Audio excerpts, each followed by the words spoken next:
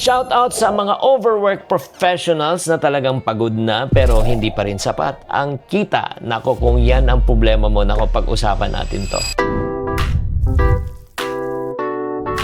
Alam mo mga kapatid, marami akong kilala ng professionals na puno po ang kanilang calendar, busy po sila pero wala pa rin talagang malinaw na direksyon sa buhay. I want you to answer this question. Are you an overworked professional na talagang well-directed and compensated, or overworked ka lang pero wala pa rin compensation na maganda at magulo pa rin? Type mo na lang sa comment section. I want you to think about this. Imagine mo, gigising ka ng maaga, uuwi ka ng late. Meetings dito, deliverables doon, chat na walang tigil, messaging na walang tigil. Yung nga, mukha ka lang successful sa labas pero honestly, pagod na pagod ka sa loob. Kung honest ka, ganito ba yung araw mo halos araw-araw? Kung yan ang problema mo, allow me to share with you. Probably nagagawa mo to na hindi mo napapansin ang 7 pagkakamali ng mga overworked professionals. Number 1, busy sila pero hindi sila productive. Yung may kakilala kayong sobrang busy pero walang nangyayari. Kamusta ka? Busy ako eh. Ano, may nangyayari ba? Wala. Busy lang ako. Marami kang ginagawa pero hindi mo alam para saan. Para kang hamster sa gulong. Takbo ka ng takbo pero hindi ka umaabante. So ang nangyayari,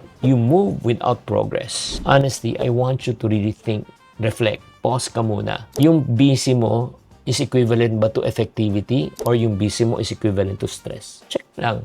Last week, kamusta? Busy ka ba? May na-achieve ka ba? That's number 1. Pitfall number 2. Yung trabaho mo is your life. Yung trabaho mo is your escape. Hindi ka na nagtatrabaho para kumita, nagtatrabaho ka na para takasan mo lang ang tunay mong problema. Yung tunay mong problema sa relasyon, yung tunay mong problema na takot ka talaga sa future, yung tunay na problema na marami kang talagang obligasyon. Yung parang mas komportable na sa'yo na maging busy ka, pero isipin mo lang yung sarili mong thoughts. You know what? You avoid reality by overworking. Parang mas safe na sa'yo na talagang busy ka kaysa harapin mo yung katotohanan. Guilty ka ba? Pitfall number 3 kung bakit nai-stress ang mga professionals at na-overwork. No boundaries regards of time. Kasi sabi ni boss ayaw ko ma-disappoint yung mga coworkers ko Mas takot ka kung ano sabihin ng iba kaysa ang reality na wala ka ng oras para sa sarili mo at sa pamilya mo. So anong ending? Burnout, resentment, pagod ka na walang hanggan. Wala ka ng oras sa sarili mo, wala ka pang oras sa mahal mo sa buhay. Kasi sa totoo lang, mas mahalaga pa yung approval sa'yo kaysa yung peace of mind mo. Tinamaan ka ba? At ito ang hindi sinasabi ng iba. Let's go to pitfall number 4. Perfectionism disguised as discipline. Yung parang masyado kang talagang pulido kung magtrabaho, masyado kang detail-oriented. Mag-edit ka ng iyong trabaho, di ba, yung mga ginawa mong report for 2 hours, pero ayaw mong mag-decide kung saan papunta ang future mo. Kung kinakausap ka ng misis mo, ng mahal mo sa buhay, about big things, you don't want to talk about it. You polish the small things while your life na talagang big things, it stands still. Sana naman hindi kita kinakausap sa episode na ito, mga kapatid. Pitfall number 5 kung bakit overwork ang mga ibang professionals. May career sila pero walang purpose. Yes, you climb the corporate ladder of success. And when then you reach the top, you realize the corporate ladder of success is facing the wrong wall. Magaling ka sa trabaho, pero yun nga, hindi ka magaling pagdating sa relasyon, hindi ka magaling pagdating sa pamilya, hindi ka magaling pagdating sa pagiging isang magulang. Kumikita ka pero walang naman laman ang iyong buhay. Successful ka sa papel pero empty ang iyong puso. So you chase status but not meaning in life. I hope I'm not really against speaking to you. Pitfall number 6 is this. Ang stress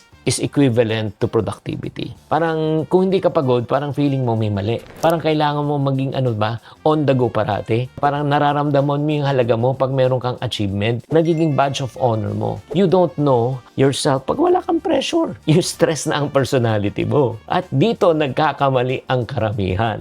Do you agree? Let's go to pitfall number 7. Hindi mo na nakikita ang sarili mo sa ginagawa mo. 5 years ka na, 10 years, 20 years ka na sa trabaho. Yun nga, panay trabaho. Pero wala ka naman weekend plans. Wala ka naman plans para sa pamilya mo. Mabilis kang tumakbo, mabilis ka nga sumikat, mabilis ka nga nakilala. Pero yun nga, aanhin mo ang iyong success kung hindi kasama mo ang iyong pamilya. You're moving fast but you're not getting anywhere. You are busy but you are directionless. Kaya nga tatanungin nga kita proud ka ba talaga sa ginagawa mo ngayon na sinasabi mo, ito talaga ang gusto ko, ito talaga ang mahal ko, ito talaga ang gusto ko talagang gawin for the rest of my life. Pag ang sagot mo ay hindi, kapatid, baka busy ka lang, pero hindi ka naman productive. Ang pagiging busy ay hindi badge of honor. Signal lang to na kailangan mo minsan huminto at mag-isip. Kaya kung tatanungin kita, alin sa pitong ito ang pinakatumama po sa inyo, pakitype na lang sa comment section at mag-usap po tayo. Chinky Tan, with over 6 million Facebook followers, 2.8 million YouTube subscribers, and 2.4 million TikTok fans, is now all out to share with you the most practical, simplest path to lasting wealth.